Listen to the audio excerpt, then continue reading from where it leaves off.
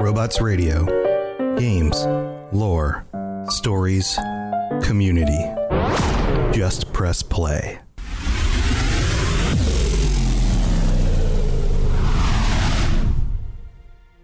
Welcome to the Fallout Lorecast, the podcast that explores the boundaries of our knowledge about the world of Fallout.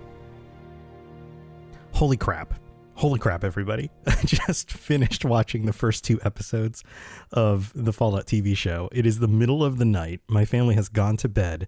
I didn't record an episode today because I normally record on Wednesdays in the middle of the day.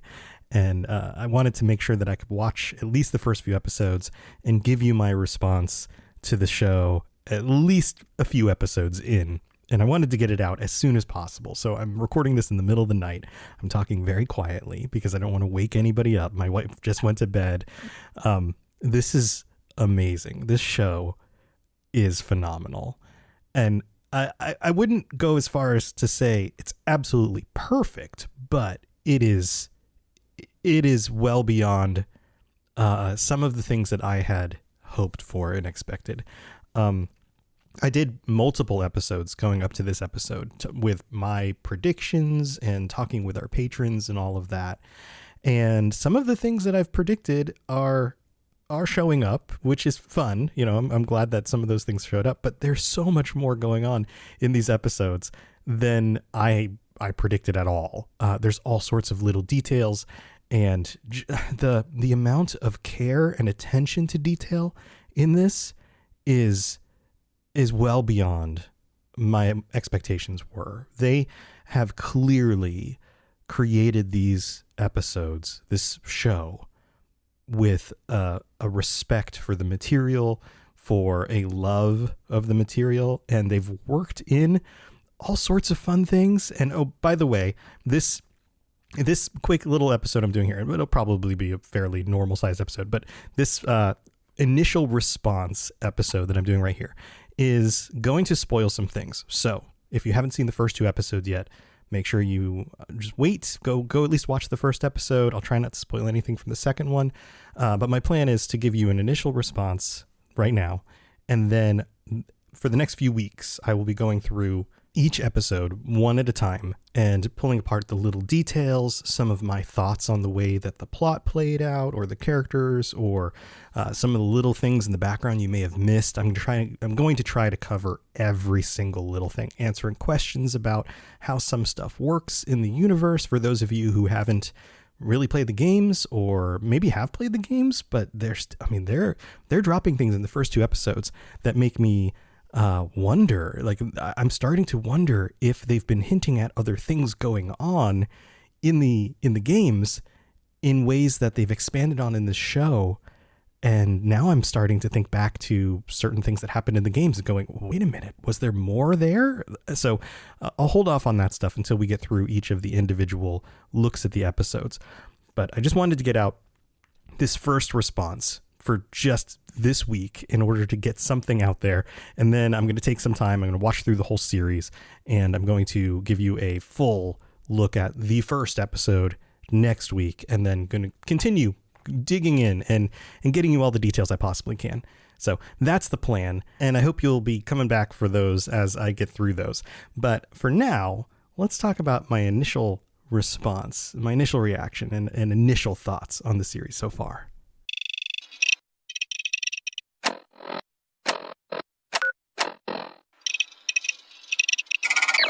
Okay, so first of all, let's cover things kind of in an order here.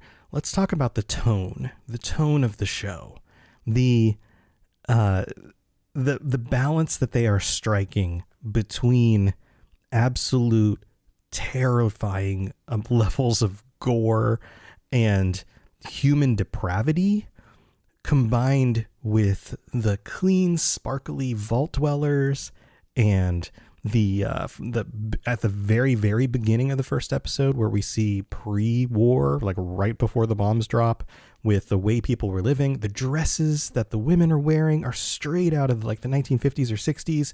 The outfits the men are wearing, all of that stuff is absolutely spot on. And you would assume that that would be the case, but every little detail, even the style of the home that the people are in, the way the TVs look, the kinds of toys the kids are playing with, like all of those little details are spot on.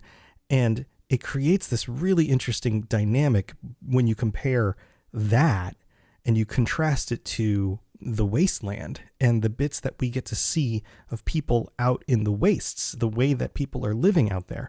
And we get all of these different views into the world. And I think that's one of the really smart things they did with this show is that they have 3 protagonists. We start off with the guy that eventually becomes the ghoul, and we see what was happening when the bombs fell. Then it moves on and we see Lucy and the situation with vault dwellers. So we have someone who is pre-bombs dropping, who has survived long enough to become a ghoul. We have a vault dweller, squeaky clean, pro, hey, we're going to save America, all the ignorance that comes with having lived in underground for generations. And then we have Maximus, and the third piece of this. We don't just have like the guy who has experienced the wasteland and watched it devolve, and the girl who comes from the vault who's squeaky clean and ignorant about everything. But we also have somebody like Maximus who, in the trailers and even the behind the scenes stuff that they did, little bits in the interviews and things like that, I was concerned that his character would be a little overshadowed by the other 2, because you have Lucy and she's particularly interesting. We understand the whole vault thing, right? Like that automatically resonates with us as players, because how many times have we played the vault dweller going out into the wastes, right? And then you have the ghoul, and of course this badass ghoul who understands the wasteland, who can take care of himself, right? Those 2 things really, really resonate, I think, with a lot of the fans of the series that have played the games. But then you have Maximus, and he doesn't start off as this badass Brotherhood knight. He starts off as basically a recruit. Like, he is the lowest of the low. And it creates this third pillar with which we can view the world. We have the squeaky clean ignorance of the vault dwellers. We have the rugged acceptance of the wasteland and the terribleness and the way it just actually is in the ghoul. But you have this third thing going on with Maximus. Somebody who was naive and was rescued by this group who is just brutal. It's full of a lot of other people who are miserable, and they're looking for a reason to live their lives. They're looking for meaning. His story is all about meaning, at least as far as I can tell in the first 2 episodes. And he doesn't start as somebody who is on top of his game. The ghoul is on top of his game. Lucy is in the vault and on top of her game as far as it comes for vault dwellers. She's, she goes through some situations in the first episode, and it clearly looks like she's ready for the things that were going to be happening in the vault. But then you end up with Maximus, and he's somebody who is not particularly ready. He's miserable, and he's being mistreated. And we're seeing this kind of dark terribleness of the way, I guess, some of the chapters of the Brotherhood of Steel can work, some of the ways that they treat their recruits. And I'm sure some of that mirrors some people's experiences in the military and feeling like, you're getting chewed out by your CO or whoever, and you have to scrub the toilets and that kind of thing, of course. But there's also just kind of this general disrespect that he has to suffer in it. And we get to see, at least in the first 2 episodes, and again, I don't want to spoil too much about it, but we get to see the beginnings of his journey towards finding meaning. And that sets the tone in a way that I find very compelling. Of course, we're interested in Lucy, and we want Lucy to find her dad, and we want to find out why her dad was taken particularly. And of course, we're going to be invested in the ghoul. We know that he came from a background where he was a single father, and so we're hoping that there's some humanity left in him. But when it comes to Maximus, we have a different purpose, or at least a different perspective as a viewer for him. We want him to find meaning. We want him to rise to the level of the kind of knight that he aspires to be, and not just somebody who is just surviving in the wasteland, somebody who actually has a purpose and somebody who wants to make the world better. And there's the line in the trailer about how like everyone wants to save the world, they just disagree on how, is kind of roughly what he says. And I think that that is a key part of his character arc. So the tone of the way that those three characters seem to be working in the series, and the way that that engages with us as the viewers, I think is paramount. I think that there's something there that is really, really smart about the way they did that. And on top of that, we're now thrown into this world where we see the extremes, right? We see the way the world was before, and people were still kind of miserable. Like they're hinting at that with the behind the scenes talk and the things that were going on. And then you have the tone change to the vault, and then you have the tone change out to the wasteland, and how terrible the world is out there. And they're doing a really good job of just not just showing us sheer debauchery or something like that, but more of just sad apathy, the kinds of struggles that people are going through just to survive. And they don't have anything extra to give. Some of them don't even say hello when they walk by people. The world is just wearing everyone down. And that is done so well in the show. And I would say maybe even better than some of the games have portrayed that. There's a quality in some of the games where, yeah, people are living, they're dirty, they're living these mundane or terrible lives, or they're afraid of the terrible things that are out in the wasteland, or they're super uneducated and don't know how to use a water cleaning machine or whatever that was. But they, in the show, they're showing us a level of, I don't know, it feels even darker in some ways to the games. And maybe that's just, me coming right off of the first two episodes and just being excited about having watched it. But the tone there is taken almost a step further. Let's talk about some of the things that show up in the show that are absolute callbacks to the games. So first of all, you have not just the scenery, like the vaults look amazing. The way the vault doors move, and they look extremely heavy. The power armor and the sound effects, and the way that they designed the power armor in a way where it's actually believable to see somebody walk around in it. In the games, as Fallout 4 and not New Vegas, Fallout 4 and 76, they stretched the character's model out so that the shape of your character actually merges to the shape of the power armor, because the arms would be longer or the shoulders are broader, or that kind of thing. But the way they designed the power armor for the actors to wear, it actually fits on their bodies correctly, and yet still looks correct for walking around in. Some of the action sequences get a little goofy. They're a little goofy on the way they have to cut some of the scenes and some of the fighting and things like that. But for the most part, it works. It works until they have to move the armor quickly, and then all of a sudden it looks a little cartoony. So that's not the best thing. I think they did a pretty good job, especially with like a TV budget on something like that. So let's talk about some of the other setting stuff. There's the Brotherhood barracks, which actually look really cool. There's this the way that they've designed these like bunkers out in the desert reminds me of some of the places that you come across in like New Vegas, for example. Even walking around in like the barracks where Maximus and his other recruits are all kind of like, they've got their bunks and all of that stuff. Even that is designed very similarly to what we see in the games. And that's pretty cool as well.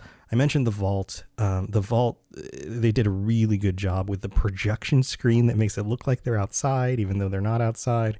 And the different rooms. When one of the characters wanders into the other vault and sees the remains of what had happened when things went bad, that was done really well. There are definitely scenes in the games where you end up in a vault that has been ransacked and is empty, and you see the remains of like children's cribs and like the worn down wallpaper and the tables and the chairs and the glasses, and everything's kind of strewn about, and the desks are a mess, and there's garbage on the ground and dead bodies sitting places. All of that was done really, really well. The wasteland itself is actually really cool. They're showing a variety of different biomes, I guess you'd call them. There's like the beach area. There are these like swaths of what appear to be desert. There's also a more forested area that we get to see. And it makes me wonder if people coming to Fallout for the first time who haven't played the games are going to be wondering about, like, well, how come there's still trees and stuff out there? Because we get the intro, or at least the Lucy's intro, where they're talking about how, like, oh, it's so irradiated outside and all of that stuff. I have to wonder if people are going to be posing questions online about, like, well, if it was the end of the world and so irradiated, then why are there still trees? Or why are there still these, like, normal animals like goats? Things like that. Speaking of goats, the Brahmin, I think they did a really good job on the way the Brahmin looks. That was done really well. The weapons and just the items, the objects in the world are really cool. The fact that, and again, spoilers, the fact that we get a junk jet and we get to watch somebody get murdered by it is phenomenal. I was hoping we would get to see some stuff like that. And absolutely, I'm sure there will be people who are super confused. They're like, did that guy just get a doll leg shot into his stomach? Like, what is going on? Yes, he did. Junk jets, you put anything in them and it turns it into a deadly weapon. So that's phenomenal. The guns that show up, so many of them are guns that show up in the games. Even pictures on the walls of, like, the kinds of weapons when they say things like, don't come in here with a weapon drawn or whatever. I don't remember what the actual label said on the door on the way in of some of these places, but that's a laser gun on those drawings. That part is really cool. Heck, even the use of bottle caps and the mentions of bottle caps, and they don't even explain it. They just treat it like this is normal. Like they treat the viewer, and this is something my wife pointed out. They treat the viewer as if you're intelligent, just like the games do at times when they use environmental storytelling to tell you what's going on. They do the exact same thing while Lucy's walking around in the first 2 episodes. Once she's out in the wastes, she comes across certain places, and beyond any of the characters that you meet there, as she's just looking at stuff, you can learn so much about the world by the way she's looking at everything. The poor family in their house that took a plan B by Vault-Tec, which was poisoning themselves. There's all these little details in the scenes. They're just so dense, which is part of why I want to take some time before I go through and really scrub through the whole first episode and kind of point out all the specific details for you. But there's just so much of that good stuff. So much of that good stuff. All right. I got to go thank our patrons.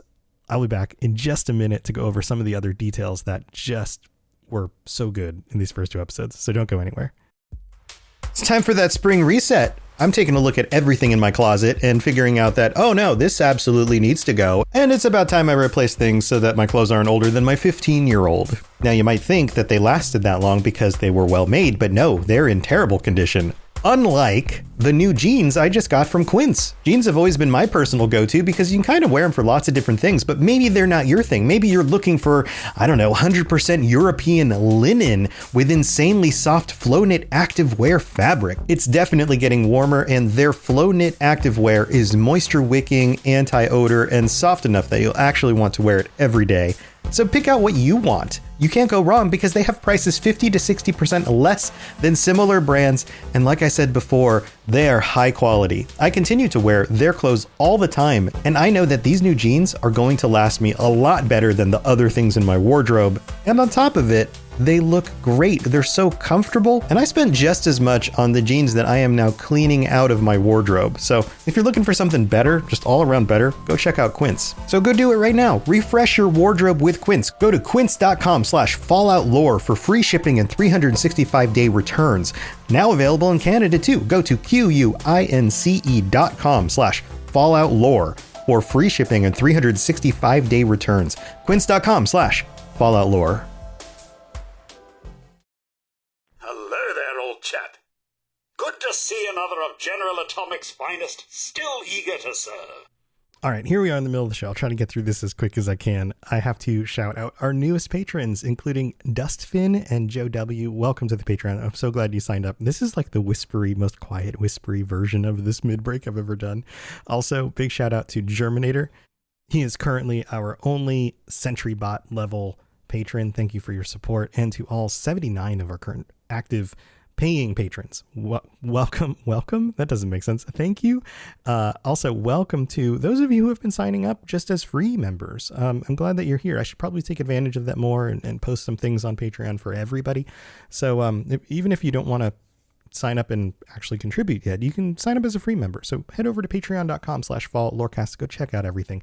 Who knows? Maybe you'll like getting ad-free episodes or cool t-shirts and things like that, or also joining us on the patron chats where we can talk about the TV show, which is going to be so much fun. So go check that out. Also, if you'd like to help out in other ways, you can leave a 5-star review on Apple Podcasts. This one came in from Space Pirate 1120 from the US, who writes, Space Pirate 1120 here. Just wanted to say that this show is the highlight of my week. Keep on fighting the good fight, robots. Thanks, Space Pirate.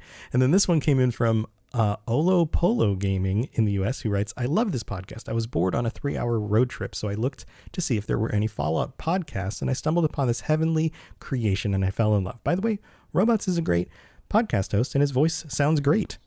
Well, thanks so much, Olo Polo Gaming. I really do appreciate that. And to everyone else who has supported the show over the years and kept it going, thank you so much. I'm so excited to be here and be talking about Fallout as a TV show. So thanks for your support, for making that possible.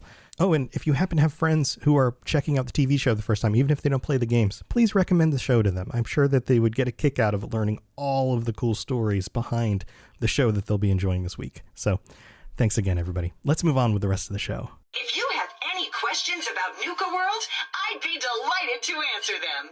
All right, so we're back. You can't do an episode like this where you talk about initial responses and all of that without mentioning the music. It clearly shows how much the showrunners get the Fallout games, that they're not just using some of these songs, they're using them in appropriate ways. They're using them to, highlight a scene in a interesting way where the song lyrics kind of match what's going on, or to contrast with the conflict or the terribleness of a scene with a really up and happy sounding old timey song. They're using the music the way the games use the music, and that it just shows that they get it. And they've been using all of these tracks, and some of them I don't think were in the Fallout games. Some of them are. I know for sure some of them are. And one of the fun things about new Fallout games over the years is that you get a new soundtrack, and they will bring back some of the songs from the previous games, but then they'll expand it with other songs. And so you get to experience some of these other old songs, which kind of play into the world in these fun and interesting ways. And I feel like that we're getting that same thing here with the TV show and the way that they're using the music. And it's beautiful. It is absolutely 100% an appropriate use of that material in a way that does the series justice, I would say. Another thing I really want to mention, and this isn't a specific to Fallout thing. I will be going, of course, into more detail with that in the future episodes. But I just want to, I want to give not only the writers, I think the writers have done a good job. I think the people doing the sets, I think the people directing and most of those decisions have been really good. But one thing I've really enjoyed is the acting. I feel like, especially with Maximus's character and some of the really rough stuff that we see him go through, I turned to my wife as we were watching the scene where he is being interrogated, and the range of emotion that he goes through in that scene, the way that he is choosing his words because he doesn't want to be convicted of something that he didn't do. At least I don't think he did it. And he's going through all these different ranges of emotion. He's taking a moment to answer. He's tearing up. And it's not just it's a person in a stressful situation kind of performance. There's some real gravitas in the way that he's acting in that scene. I think Lucy also has done a wonderful job as well. She goes through these situations where I think she's in danger of the internet police saying things like, oh, she's a Mary Sue, all of that crap. She's not. She's a very interesting character who has been programmed by her upbringing to be a certain way. And she's standing up and doing the things that she believes are right, but she has no clue how dangerous the world is. And the way that she's dealing with those situations, I feel, comes across very authentic. I find her to be the kind of character who is appealing, like all three of the main characters are appealing in ways, but also there's like a depth, there's a hidden depth there. The way that she awkwardly handles conversations, and not just the way it's written, the way the lines are delivered are done in a like, oh my God, I totally feel that situation. I get it. I know how that feels. And Walton Goggins, I think, is also doing a great job. I've enjoyed him in other series as well. I would have been surprised if he didn't. And there's, so far in the first 2 episodes, like he doesn't let us down. Now, in the first few episodes, I don't think we've seen the full range of his acting. I think the most of what we saw was during the early part, like the pre-war part, where he's still human, and his situation with the girl, and then dealing with, you know, the people at the party and that kind of thing. That came across very real. And then the version of him that we get when he's exhumed, again, spoilers, and the way he handles that situation, and he's just kind of taking it all one step at a time. Or he has a line there after he deals with that situation. He says, you know, folks who can come from places like we do learn to just take it as it comes, or something like that. And I get that sense, at least in the first 2 episodes, especially when he deals with tough situation that he runs into in the second episode. He just kind of rolls with it. And you get this feeling that, like, if he doesn't make it, he doesn't really care. Like, he's lived a long life and he's fine if he doesn't make it, but he kind of would rather stick around. But ultimately, it doesn't really matter that much yet. And maybe I'm wrong. Maybe I'll get corrected in the next few episodes and I'll get more of a perspective on him. I'm sure there will be revealing more. Beyond the 3 main characters, the other characters as well.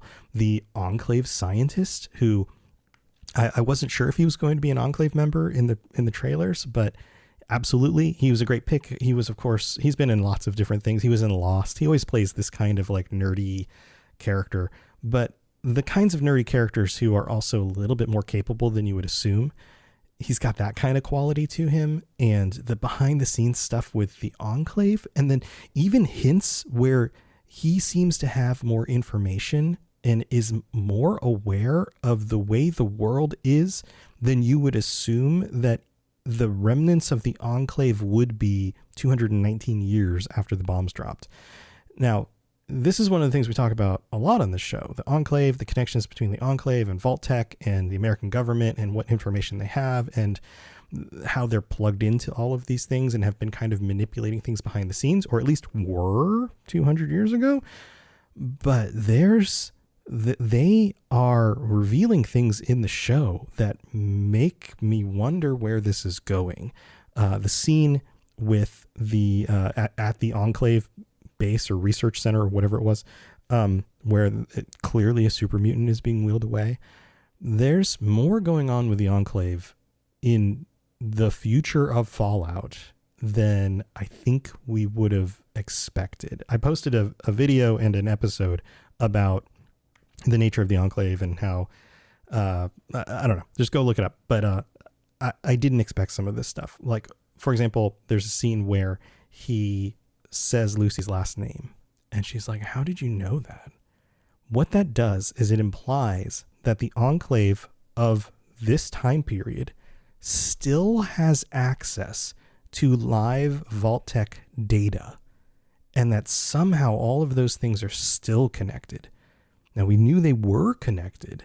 I mean, I felt like we were pretty sure they were connected at some point, maybe even post bombs dropping, but they are still connected. And yeah, if you think about it, like Modus in 76, still pretty plugged in with certain things, certain amounts of information. Fallout 3, you've got Eden, who may have been name dropped in the first 2 episodes. They mentioned Eden. The Brotherhood mentions Eden. And my initial thought was like Garden of Eden creation kit, like they're looking for something like that. But if they mean John Henry Eden, then that's a very different thing. And again, I'm sure this will be answered as I watch through the next 6 episodes, but that's cool. So yeah, they're hinting already in the first 2 episodes that there's a lot more going on. And I'm sure some of you are probably yelling at your speakers right now, like, just watch the rest of the thing. I will. I need to take some more time to do that because it's the middle of the night and it's only a few hours since the show actually became available. So I haven't had time to watch them all yet.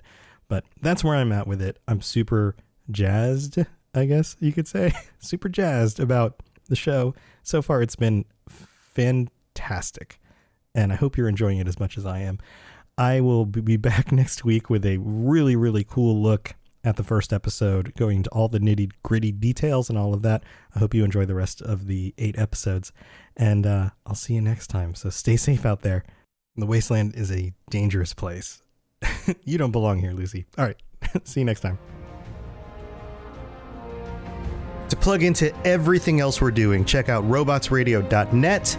Reach out to me on Twitter at robots_radio. Check out the Robots Radio Rocket Club, where you can join me and a bunch of our other creators creating your podcast, starting a new podcast, or helping your current podcast grow. There's more information about that on robotsradio.net as well.